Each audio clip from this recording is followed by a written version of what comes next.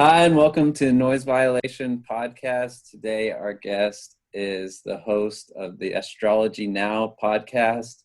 It's on 7 seasons, if that's correct. We have Christine Rodriquez. Thanks for joining the show, Christine. Thank you so much for having me. I'm really happy to be here. Yeah, so tell us a little bit about yourself and how you got involved in astrology. Yeah, I have a background in teaching yoga and meditation. I'm also a social worker, but I think above everything else, I am an astrologer. And I started studying astrology when I was really young. My mom actually was into Western astrology. And so I became interested in astrology growing up. And when I moved to Austin, I met my teacher, who is a Vedic astrologer, and I've been studying Vedic astrology much more in depth since then. And that was probably in like 2014. So when they say you're studying astrology, does that mean like just the stars or like horoscopes? I guess, what is astrology? Yeah, so astrology is understanding first how the planetary influences do impact individuals on a personal level, but then also how planetary influences may impact the world. And so we can study a birth chart, which is essentially looking at the moment of your birth, right? You were born, you came out, and then there's a snapshot of the sky that's taken. And so that snapshot of how the planets were positioned at the moment of your birth is going to tell us a lot about how that specific planetary energy is going to influence someone on an individual level. But then we can also look at the sky as it's moving, as the planets continue to move. And then depending on how the planets are positioned now, we can look at it in comparison to like your birth chart and see how it may influence you or influence, again, we could do like a very general reading of how the cosmos are going to impact the world like we're experiencing now. Many astrologers were predicting this event that happened recently utilizing the stars.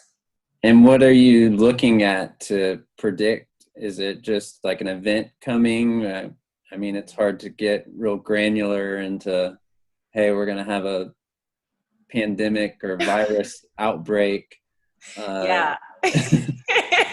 Well, so first of all, just understanding the planets individually and understanding their personalities and their influences, that can give us a little bit of insight into how different planetary combinations may act. But to get more specific, we go back in time and we look at how planets were placed at specific events. So for instance, during the Spanish flu and during the AIDS virus outbreak, there were planetary influences that were similar to that happening now. So we go back in time, my teacher calls it forensic astrology, and we just look at different events and patterns that the stars were making, and we can make predictions based off of that. And are you only looking at the planets in our solar system? Are you looking at outside our solar system? Where does the line get drawn? Yeah, that's a really good question. So in Vedic astrology, which is what I study, we use the main planets, right, which are like the 7, the moon, sun, Mercury, Mars, Jupiter, Venus, I'm missing one, Saturn. And then we'll add in Rahu and Ketu, which are the karmic nodes of the moon, which are shadow planets. And they have a lot to do with this mayhem that we're experiencing. They have a lot to do with bringing karma. And so they had a lot to do with like the pandemic, for instance. And then some astrologers use the outer planets, Uranus, Pluto, and Neptune, which I like to use. But other than that, that's typically where the line is drawn. If that answers your question. Yeah, I mean, space is so big, it seems like, it would be hard to account for every single thing going on. So I guess it's, picking the markers in what planets that you are going to study. Mm-hmm. So to bring it to the individual, how does it affect people? Like, how can you predict if somebody's going to be more assertive or introverted, or like if you say you're a Taurus or a Scorpio, or I guess, what does that mean? Yeah, no, I love that question. I think that it's great. And so it does go back to that idea of having a really good understanding of what the planets represent and the meanings of each individual planet, like the ones that I listed, right? And then also, of course, having a really good understanding of the signs, and then having a really good understanding of the houses. The houses are going to have a lot to do with if somebody's extroverted or introverted. And so you'd really just want to look at the entire birth chart to really know. So, there are the more extroverted houses, which are probably like the 10th house, right? If you're looking at a Vedic astrology chart and someone has a lot of planets in the 10th house represents our career. It's how people perceive us in the outer world. They're generally going to be a little bit more extroverted, or at least comfortable in public spaces. Whereas the 8th house is much more introverted, and people tend to have more secretive sides to them, or they just need more time alone. So yeah, we would really want to look at that. Yeah. So could you dissect me, for example? Sure. Like if you're looking at somebody, I think I saw that you help people or give people readings. I read some of your reviews on the Astrology Now. Oh. And it said that you had real insightful readings, and you can really bring it to the individual level and help people. So just take me for an example. What would you ask me, or what would be some of the questions that you would need to know to get to know me? Well, I would need to see your chart. So I would have to have your birthday, your birth time, and your birthplace. And then once I have that information, I could calculate your birth chart, and then I could begin assessing. Yeah. Yeah. So I was born on November 12th. You want me to pull up your birth chart and start doing a reading? If you could. Would that be so funny? Would that be fun? Okay. Do you know your birth time? Not exactly, no. Oh. But I know the day and the place. What's your birthday? November 12th, 1987. Okay, and the place? Round Rock, Texas. No way. Yeah, I'm in Austin too. Oh, wow. Super cool. Well, that I didn't know. Okay, so it's like with your birthday, there's still quite a bit we can do, but it's really difficult to get accurate predictions without the birth time. And so, I do have your chart pulled up. And so, at least from the moon chart. Yeah. And it does, the first thing that I notice is that there is a lot of creativity. There's definitely a lot of emotional drive and need to personally express yourself. You do have 2 planets in Scorpio. And so by nature, you really are going to be, seeking for these hidden mysteries of life. You are going to love to interview. So I'm not surprised that you're interviewing me, seeking for information.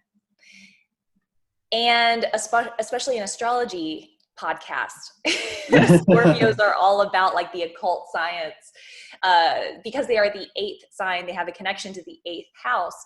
And so there's this connection to the secret mysteries of life, hidden knowledge, occult science, yoga, kundalini, all of that good stuff. So there's going to be a natural inclination to these. Okay. I texted my mom just now to try and find out a time. This is the most interesting interview I've ever had.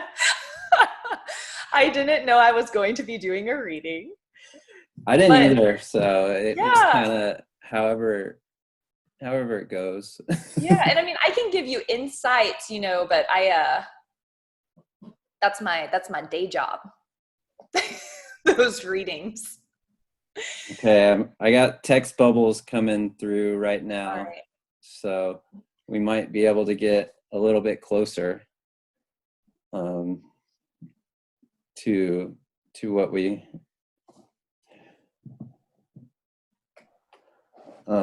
so what about, as we're waiting for that, just compatibility between signs? You always hear like some signs are good with other signs. Mm-hmm. So I'm just trying to figure out, like, if those aren't compatible signs, should you just give up right then? Definitely not. If you listen to my podcast, it's the Synastry podcast with Ryan Kurzak. It's a really fun one that we did together. And so in astrology, whenever you are comparing compatibility, it's called synastry.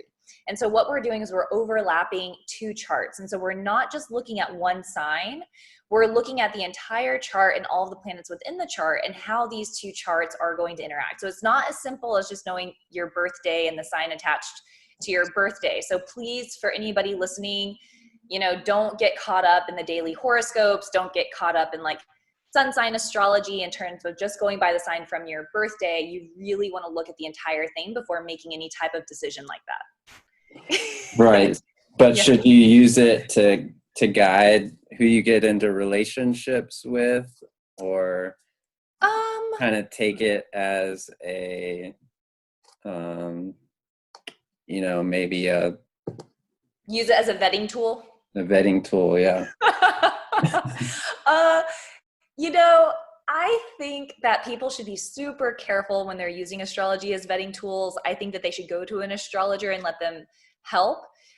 When people do it themselves, depending on their experience level with astrology, they can make assumptions without knowing the full thing. I've actually done that when I was much younger. I vetted with astrology, and I didn't have the experience or knowledge to truly understand the proper way to vet someone with synastry. So I think that people should be very mindful and if it's somebody that you really like and you really do feel that this is a serious relationship, I would recommend seeking an astrologer for assistance with that. But I also believe that above everything else, people should follow their intuition and follow their heart. I think that we're going to make a lot of mistakes if we overly nitpick these things. My recommendation to everybody is that date somebody for a year and then look at their birth chart.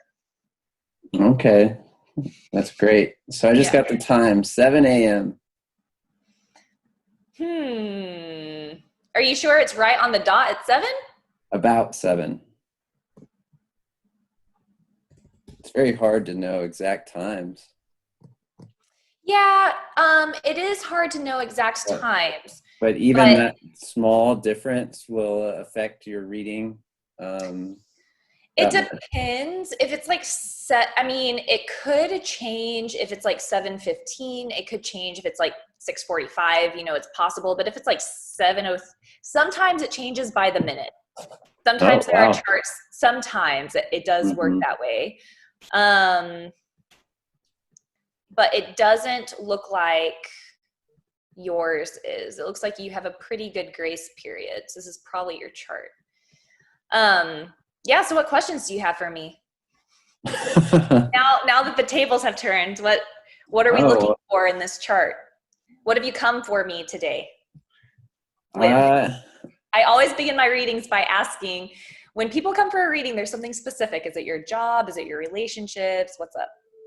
Since we're on the podcast, I just want to talk about the podcast, like myself in the position of being the interviewer, and maybe the success of the podcast. Like, when am I going to hit number 1 in the world? Yeah, well, you do, if this is your birth chart, you do have the moon in the 10th house, which is, I always say, it's a positive place to have the moon. You're going to, the moon is your mind, is your intuition, it's how you think. And when the moon comes into the 10th house, it means that you're going to think about your career a lot. It's going to be at the forefront of your mind. A lot of the time it does represent that you're going to be known in your community for what you do. So you may, become more and more recognized by people for being a podcaster. Now, you also have a Jupiter aspect onto the moon. So you may, and a Rahu aspect onto the moon. And so, this is a big deal. There's going to be a lot of your, I shouldn't say the word identity, but there's going to be a lot of kind of obsessive thoughts towards your career. You're going to kind of err on the side of being a workaholic and get a lot of joy out of it. Workaholic joy from your career is to keep it brief. Yeah, I would say you're spot on. Now, this does look like it's a chart that gets better with time, especially in terms of finances. You're definitely going to work hard for your money, and you're going to put in a lot of effort, and a lot of your wealth will come from hard work, but it does look like there's Yeah. Is there anything you can share? Like, could you share what you're looking at? Oh, like my chart? Yeah. Is that secret or? Can you see it? Oh, yeah. Wow. Yeah. So this was the 10th house with your moon, and your moon is in the sign of Cancer, which I'm partial to. And you are receiving a Rahu and a Jupiter aspect onto your moon with the 5th aspect. Now, you do have the sun in the 1st house in the sign of Libra. So it does look like that there is a healthy ego to you with the sun is in the 1st house like this, especially paired with Pluto, Is there anything I should watch out for? Is there like a weakness or something scary? That's a good question. Are you accident prone? I don't know about accident prone rather than just like diving into things, probably without thinking it all the way through. Mm-hmm. And so, which might lead to like crash and burning or to just like try new things and experiment, I think is something that I like to do. Okay. So there might be some accidents within that. Well, it just looks like there's that's an interesting way to put it. Definitely like a physicality, you're going to love to move and work out and things like that. Did you receive an inheritance? No, I didn't. Okay. I would love to. Is that in the cards for you at any point, do you think? I don't think so. Maybe an investment though. Does it have to be from family? What I was looking for, no, not really. It doesn't have to do with family, but it does also look like there could be potential money through like speculative business, speculative gains, maybe even like property. If this is indeed your birth chart. Wow. So is this a software that you download? Yeah, so this is a software that I purchased. Mm-hmm. Parshar is Light. Mm-hmm. And so do people come to you for readings, correct? Yes. And is that like an online business that you're doing? I couldn't find much besides the podcast. So what else? Is it a personal friends and family? Is it I think what you're doing here is great. And so to really capitalize on something like this, I think would be awesome for other people who are interested to come into you to learn more about their birth chart. Can people do that? Yeah, this is my business. I do readings. I do readings throughout the week. I do online trainings for various things. If people are interested, sometimes like over the nakshatras or like a beginner series talking about the planets and the houses. Yeah, I mean, it's What's the website on that? my website. Yeah. It's innerknowing.yoga. Okay. Mm-hmm. And then you've been doing the podcast alongside of that? I do the podcast. Yeah, I release a podcast every week, and that I feel is where the majority of my clients come from. And I feel so lucky for that. I feel like I don't know what it is about the like astrology community, but people who are listening to the podcast just seem to be amazing. And I'm so grateful to get to connect with them, rather it be through Instagram or through email. Sometimes someone will email me, or through, readings. If people book readings, I'm always just so impressed and amazed with the people who are listening to the podcast. So I just feel really grateful. Yeah. And then is that something that you've always wanted to do? How did you get into podcasting? I actually got into podcasting through my partner. He and I originally started a podcast together, and our schedules were not working. And at the time I'm finishing up grad school now. And at the time I was like working and in grad school and teaching yoga. And so I was just so busy all the time, and it would be time for us to meet to do our podcast. And I would just be super like grumpy and tired. And we decided to stop doing it together, but I was like, well, I miss podcasting, and I wanted to do it on my own time, rather than having to schedule it. And so I started my own podcast, but I wouldn't have done it if he hadn't inspired me. So definitely credit to him. And you have some really great reviews and a high rating on your podcast. Do you have any tips for what helped you, or what kind of just podcasting tips for anyone out there looking to start one or to be successful at one? That's a great question. I am not a business person or I'm not like striving to market. I feel like everything that I post is generally like from my heart, as corny as that sounds. And so I think that just staying really true to yourself, and when people have something in their life that brings them joy, it's naturally going to light them up, and they're going to feel excited about it, and then other people are going to feel excited about it. And so if you have something that lights you up and inspires you, I think that having a platform to share it, like you're going to be successful. You're going to feel successful because you have a platform that you can share what brings you joy, and like that in and of itself is success. Right. And then there's a lot of people out there who might not buy into the astrology or think it's more woo-woo or, kind of mythical, or they just don't understand it. Mm-hmm. So how do you, I guess you're not really talking to those people. You're talking to more the people who already enjoy astrology and want to learn more about that. But is there anything like, I guess, do you try to convert those people over to say like, hey, no, astrology is a real science or a real study? Yeah. So it doesn't bother me when people don't believe in astrology. I think that it's a bummer because it can be so helpful.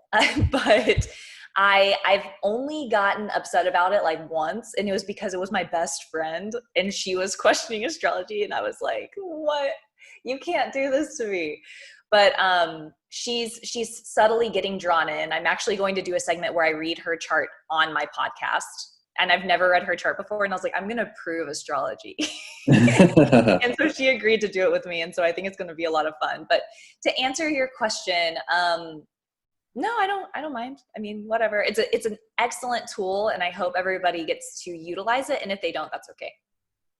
And what were your thoughts when the Mayan calendar was like coming to an end? Did you think the world was coming to an end? I did not.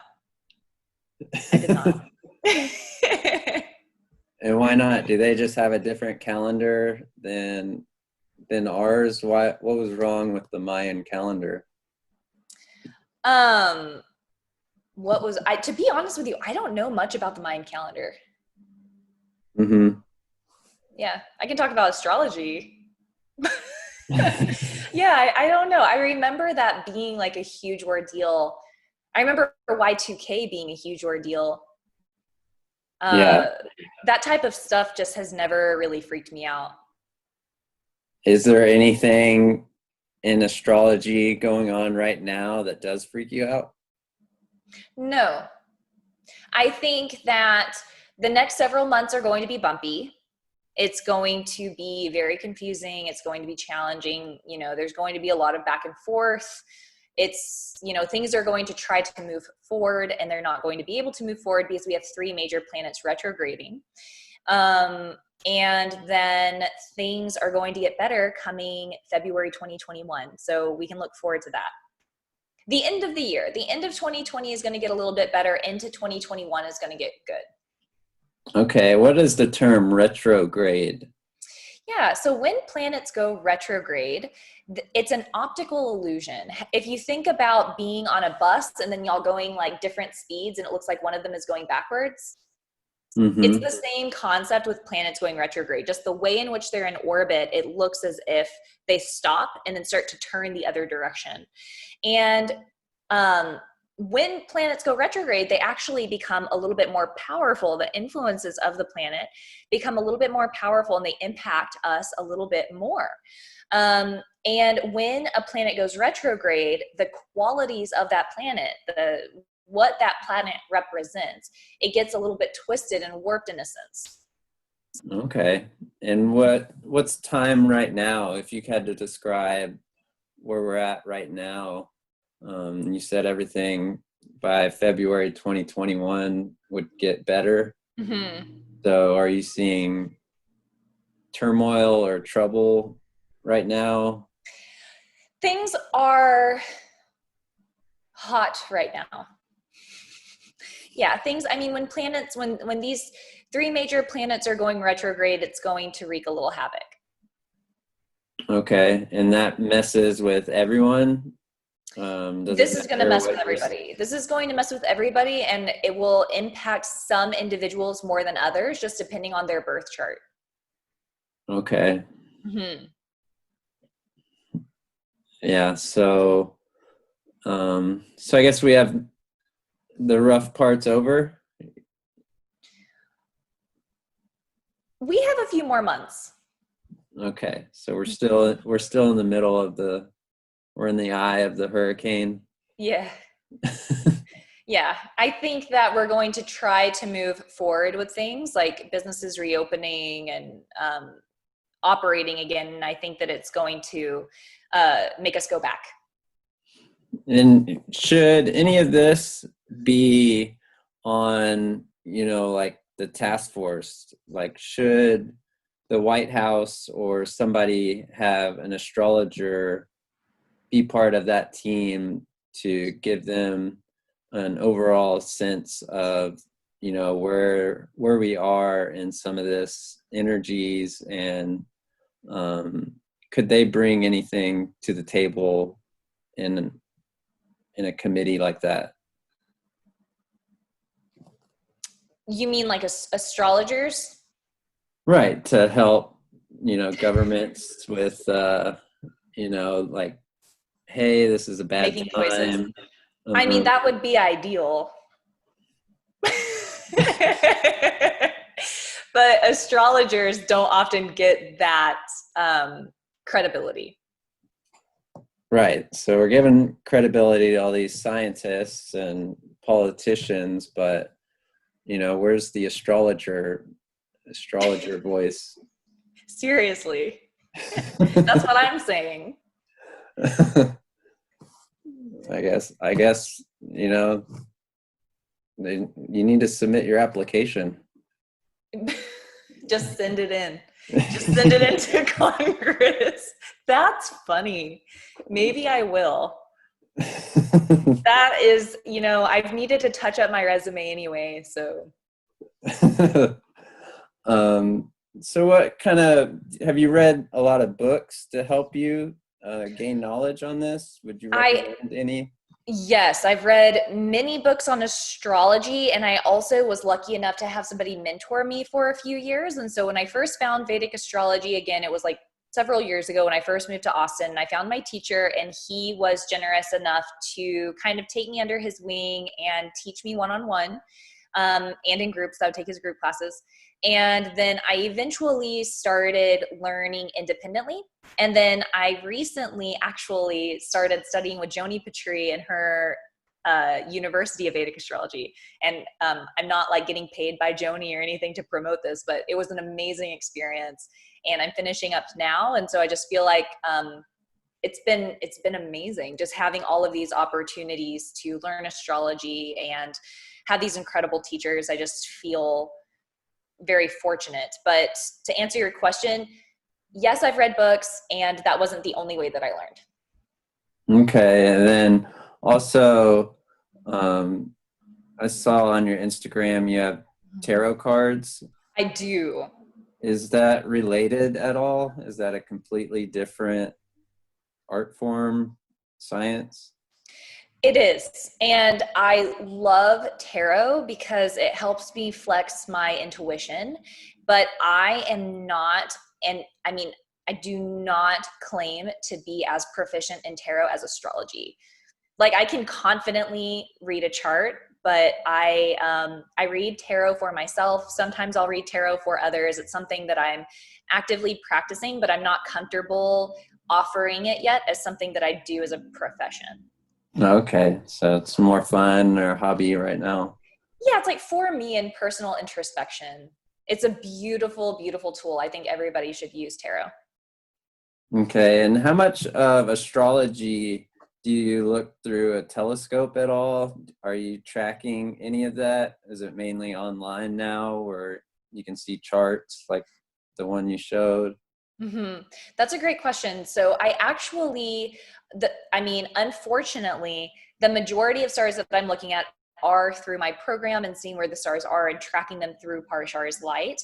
Now, in a recent segment I just posted today with Yogi Baba Prim, he was talking about how important it is to connect with the universe around us in its, in a holistic way, and actually being outside, looking at the stars, connecting with the stars. And so it really did inspire me to try to get outside more and look at them. But I definitely try to make time. I don't own a telescope, but I definitely spend time outside looking at the stars for sure. Right. And even in Austin, because of all the light pollution, it's hard. Only the bright ones really show up. And so you Mm-hmm. got to go all the way to like Enchanted Rock or somewhere outside of the city. And so it makes it really hard to even see the stars. But I think, yeah, what you're saying, looking at the stars really kind of grounds you and gives you a perspective on really how big the universe is and kind of how small we are. Mm-hmm. But, how great it is that, we're alive inside of this universe. Definitely. Absolutely. So do you believe in aliens? I love this question. I totally believe in aliens. I totally believe in aliens. In this massive galaxy, there's gotta be aliens somewhere. Yeah. Do you believe in aliens? I believe it's a possibility. Okay. That's fair. That's fair. I don't have an alien agenda, so I'm not going to start trying to convert everyone to believe in aliens. But did you see the videos that the Pentagon released of the UFOs? No. They released like, or unconfidentialized, I don't know if that's how you say it, like 3 videos of these UFOs from like a ship that was tracking this object. And so everyone's like, all right, now pandemic, giant wasps, like just another thing for 2020 now that we know UFOs and aliens are real. Mm-hmm. So, no. I'll have to look that up. I didn't see it. It's like I don't usually look for any. Yeah, I mean that type of stuff just doesn't surprise me. Like, yeah, they're aliens, UFOs. Yeah, and then so do you, I guess, where are you on the spectrum of, sheltering in place compared to opening up the city and economy? Do you think it's a good idea that people are going back to work? And I guess from your insight and your foreseeing, I guess, how do you see it playing out? Yeah, that's a really good question. So the way that I see it playing out, kind of how I mentioned earlier, is I believe that we're going to try to move forward and then we're going to get drawn back just due to the quality of the retrogrades. But on a deeper spiritual level, I feel that we are being asked to slow down. And I think that humans are being asked to look at and reflect on how we interact with the world around us, how we interact with other human beings, the planet. I think that with this entire, slowing down of the economy, of course, it's been so difficult for people. And then we also see like the air clearing up, we see the pollution diminishing, we see animals coming back out into their habitat. So the rest of the world seems to be really enjoying it. And so I think that it really is an important time for us to find humility and understand that Mother Earth is going to keep rolling. Like, we don't run the show. And I think that it's a very deep, humbling experience. And we are going to be forced to reflect. We're not going to get away with it very easily, I think. Yeah, I would agree that, it's good to see, the Venice is clearing up, or there's dolphins and life, and the animals, that the world doesn't revolve around us, and that, we are doing damage to it. So to slow down and realize that, but to also, be productive and continue to do what we can to help others, because, everything's connected. So if we shut down everything, then, we're also hurting other people and how they can eat and live their lives normally. So it's a fine balance to walk. And Yeah. I think, we just hear about the extremes and nobody's kind of realistic. And so to find that common ground where we're all after the same thing, we all want the same things, but to work together and find the right answers is what we should do moving forward. So about constellations, do you study those at all? Yeah, so studying the constellations, for sure, right? Like, they're up there. And then there's also what we call the nakshatras. And so the nakshatras are like the lunar mansions of the sky, which are within the constellations, right? And so we have like our 12 zodiac constellations, and then we have the nakshatras within them. So being aware of where the stars are placed and the degree points of the various zodiac is an important part of astrology, and just having that more intimate relationship with the cosmos. Yes. Is there a sign that's, more successful than other signs? There are. What are they? Well, there are nakshatras that are very driven, and your sun is actually in the one that popped into my mind. When you asked that question, I was like, yes, it's this nakshatra. And your ascendant and your sun are actually in that nakshatra, so I'm not surprised that you're asking. So there are a few different signs that are very ambitious, and so they're goal oriented. They have fire to achieve their goals, and that can be like the fire signs, right? The fire signs are very passionate. They want to achieve, or they really want to do, rather they want to act. And then so that's like one way of looking at it. And then of course we have like the planets, like Mars is a forward moving energy. It likes to go forth, it likes to compete. This is the positive quality of Mars when it's in good dignity. And then of course we have the nakshatras that have their own various stories and mythology and power behind them.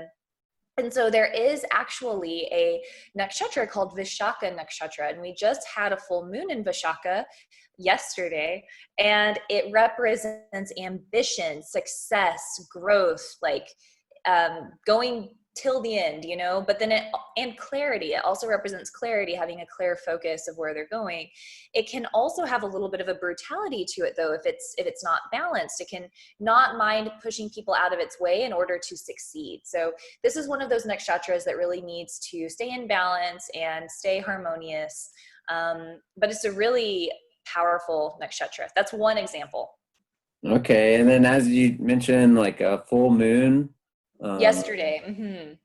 So what does that mean for people? Is it's always, you hear like people freak out during full moons, or like things get crazy during full moons. Is that true? Like, is that a different energy or crazier energy being, broadcasted by the moon? Yeah, so the moon will impact everybody a little bit differently, because we do want to look at the birth chart. We want to be able to see how the planetary influences are going to impact an individual. Now, the moon also represents the masses. It has a lot to do with our mind and our emotions, and so that's why the moon generally has such a deep impact on all of us. And so when the moon is full, generally it does tend to be a higher energy time, an agitated time, just like a little bit more prone to conflict, because you have that like energy and passion about you. It's also so I mean, to answer your question, it can make people feel a little bit of a type of way, like you'll hear people and they're like, man, like, I feel so agitated, or I feel like frustrated, like what's going on? And then you check and the moon's almost full or nearly full.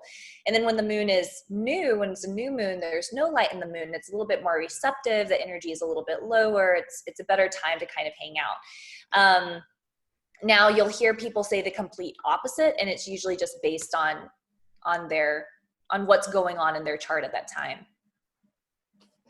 And for bad luck, Friday the 13th has always been a bad luck day. Is that related to astrology at all?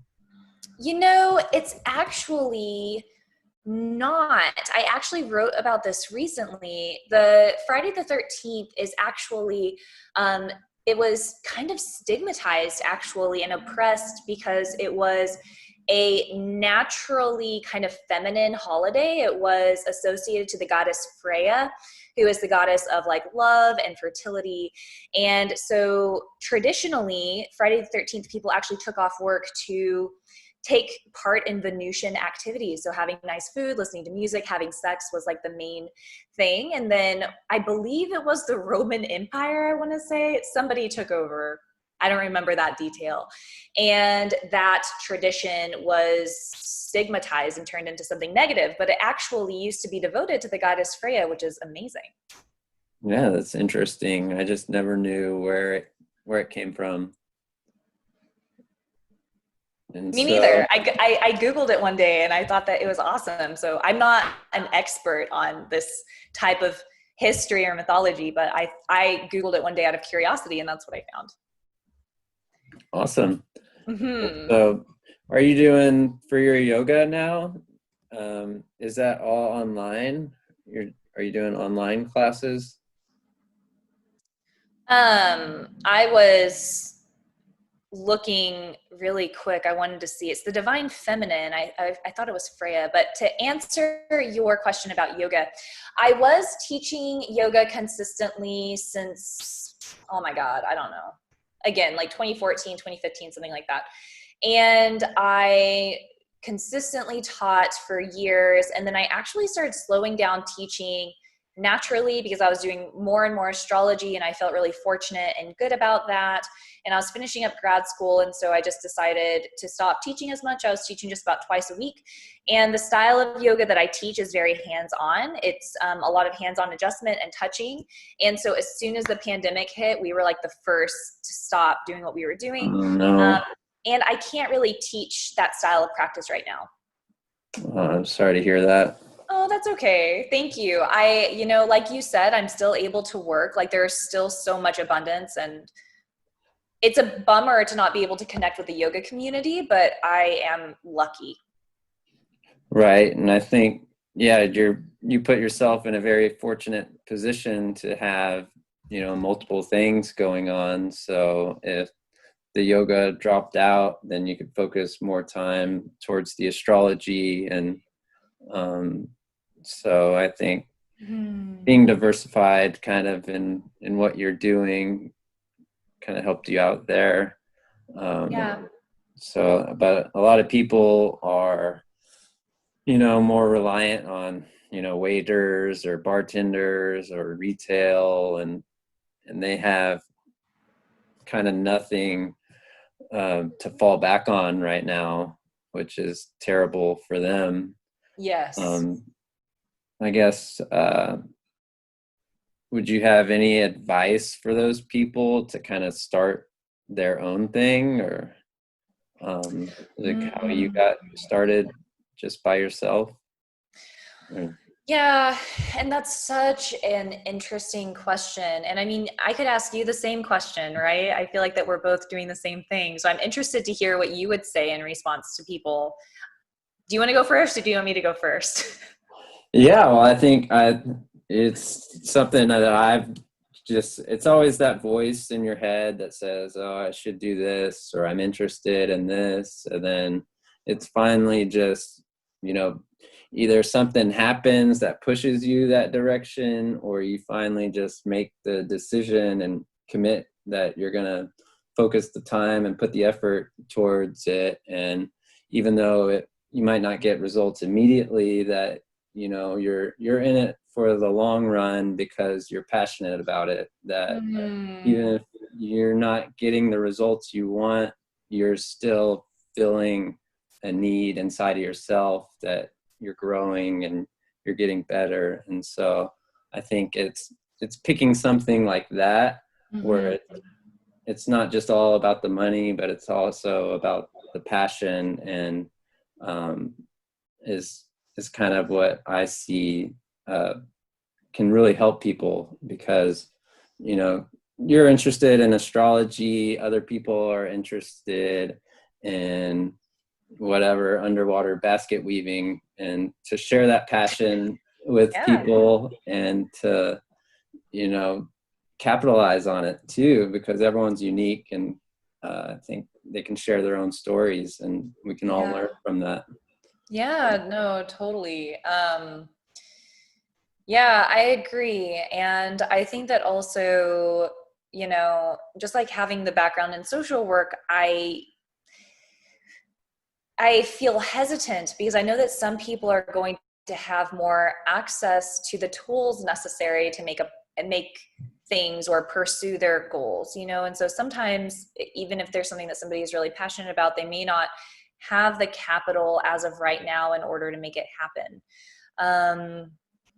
And there's like that facet in my mind. And then there's also the facet of just the stress right now. And maybe people have these passions, and then they feel like, oh, I have all this time and I should be creating something, but then I'm exhausted. And so I feel like just it'll vary person to person and what they have access to, and then also what they feel like doing. But I am totally on board with you that this is an opportunity for people to connect with what they really love and want to do. So many of my friends are like, I'm realizing how much I hate working.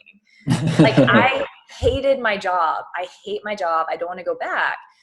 And it's like, that's great clarity.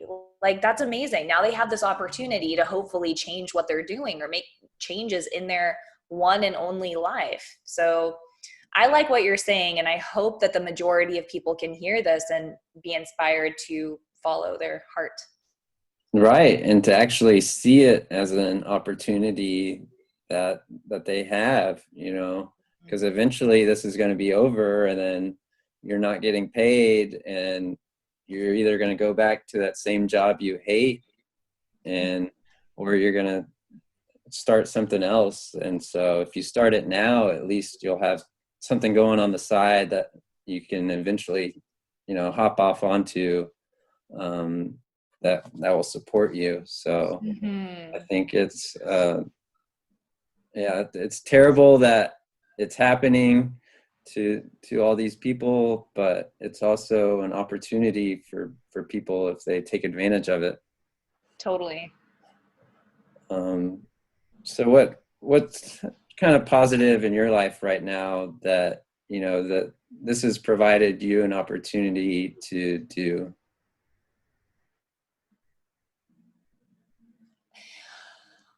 Oh man, I mean, I am super fortunate that I've already been working from home for some point in time. So it's kind of like, for me, the universe just kind of like pushed me into what I was ultimately wanting, which is to work from home and do astrology. And so I'm getting to do that. And, I feel bad saying that because I know that so many people out there are having such a difficult time. And I know that I have a lot of privilege to be able to say that. For me, that's one of the greatest benefits, is being able to get a taste of what my dream life feels like in terms of having my own business and working from home and doing astrology all day. And so that's one positive. The other positive I would say is getting to spend more time with my cat. No, I'm serious. I'm about to give you TMI time. My cat gets mad at me and she'll vengefully pee on my things. Oh my God. I'm serious. And since the pandemic, she hasn't peed once.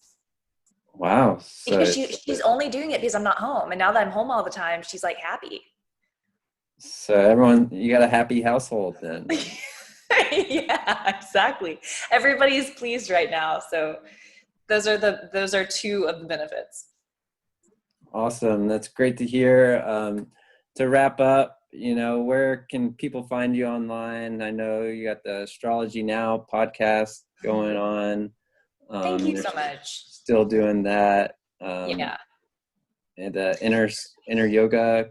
Can you give that address again? Thank you. Yeah. And just before saying all my stuff, just thank you so much for having me on. This has been really fun. I really enjoy talking with you and talking about astrology. It's really great to talk about things that I wouldn't typically think about just because I'm so involved in astrology. And so it's really amazing to hear those questions. And so I really appreciate it. And so my email is astrologynowpodcast@gmail.com. That's where most people reach me. Sometimes, if people are booking readings, they'll go to my website, innerknowing.yoga. So there's no .com, it's innerknowing.yoga.